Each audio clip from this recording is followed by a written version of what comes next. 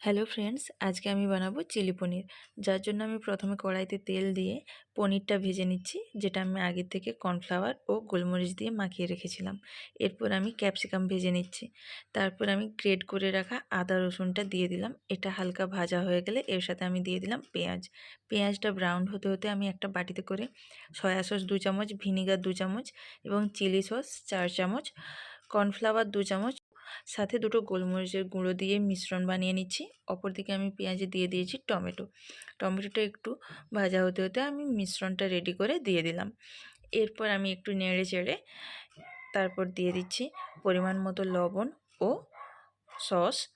এরপর আবার একটু নেড়ে চেড়ে দিয়ে দিচ্ছি পনির ও কয়েকটা গোটা লঙ্কা, কাঁচা লঙ্কা চেরা, সাথে একটু জল দিয়ে রেডি হতে টাইম দিচ্ছি। এরপর আমার পনির কমপ্লিট। তো ভিডিওটা আপনাদের কেমন লাগলো কমেন্ট করে জানাবেন।